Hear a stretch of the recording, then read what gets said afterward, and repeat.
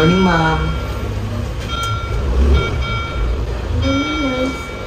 I am Nurse Dakan. I am here again to check your vital sign.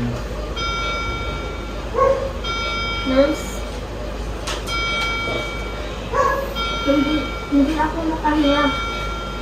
Ma'am, as can I observe your blood pressure is 80/60. Hindi ko kaya. Ma'am, ito na ako. It's getting 60/40 now. Miss Ardonia? Miss Ardonia, can you hear me?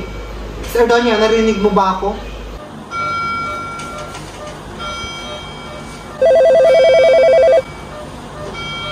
Good morning.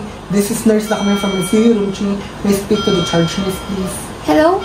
This is Nurse Ulais, the ICU charge nurse. Ma'am, Miss Ardonia is having difficulty breathing now and her blood pressure drops down. Nanghihina daw po and parang mamamatay na siya. Sabi niya. Sige, pupunta ako dyan within 2 minutes.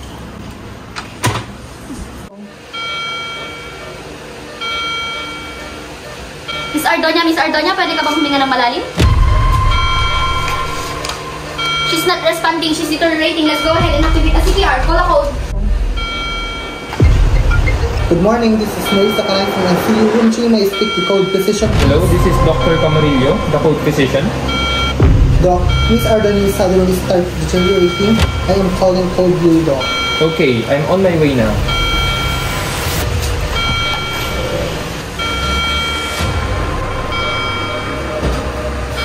Ano nangyari? Nurse, ano nangyari? Marie, okay ka lang ba? Hindi ko siya nagsasalita. Nurse, hindi na rin ba siya humihinga? Ano nangyari? Ano ginagawa niyo? Ma'am, bigla po kasi siya nanghina, hindi makahinga. Kaya kailangan po namin siyang ligakan sa gabi. So ma'am, kailangan po kami. Please, gawin mo po yung natitirang kapatid ko.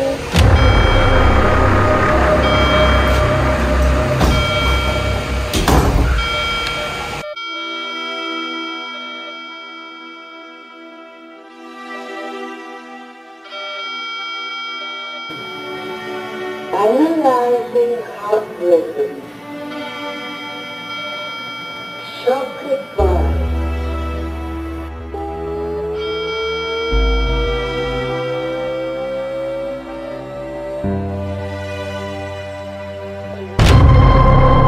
Naku po!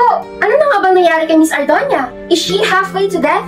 OA na! By the way, are you wondering kung ano nga ba yung kinabit sa katawan niya? Well, let me teach you something. Did you know that the Automated External Defibrillator or the AED, tama, yung kinabit nga nila, is a portable medical device used to help people experiencing sudden cardiac arrest? It analyzes the heart's rhythm and if necessary, delivers an electric shock or defibrillation to restore a normal heartbeat. Ano, nagtataka kayo kung bakit ganun ang itsura niya? Hindi niyo ramdam na kinoryente siya? Actually, AED is better than the manual defibrillator F. Do you know why? Because AED can be utilized by anyone and it provides step-by-step voice instructions for immediate intervention, whereas the manual defibrillators require trained professionals to analyze the heart rhythms and determine when to deliver a shock. So this makes the AEDs crucial for increasing survival rates in cardiac emergencies. Ang galing, di ba? Pero paano naging automated ang dating manual? Not to mention, AEDs are a product of information technology, in which equipment is improved for better, efficient, and faster functioning, giving the patients quality care that fulfills their satisfaction. Parang kay Miss Ardonia, kung manual defibrillator ang ginamit, pwedeng hindi siya agarang naisalba. Thus, with AEDs, I can guarantee that saving lives is possible even just for second counts. Thanks to Infotech, I guess. We just shocked her at 150 for a BFib. She looks still be at BFib. The last shock was delivered a minute ago. Thank you. Have we administered any meds yet? No meds yet, Doc. Let's give epinephrine.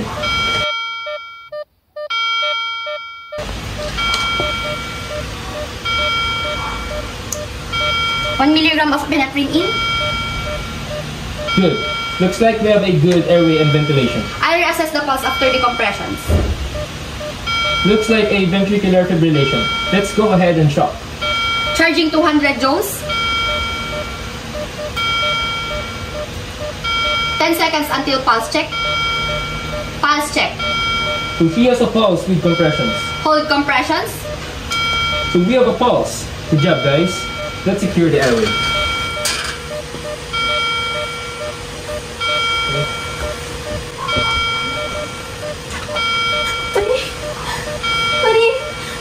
Mari, humihinga ay mamawag po sana natin siyang biglain. Kailangan niyo pong bantayan at obserbahan. Sana po maintindihan niyo. Opo. Naiintindihan ko po, Miss. Salamat sa tulong niyo. And there she is, almost not dead, thanks to the AED. She regained her pulse, buhay pa ang pasyente. Kaya kayo, kung gusto niyo pang humabang yung mga buhay, magtiwala sa AED.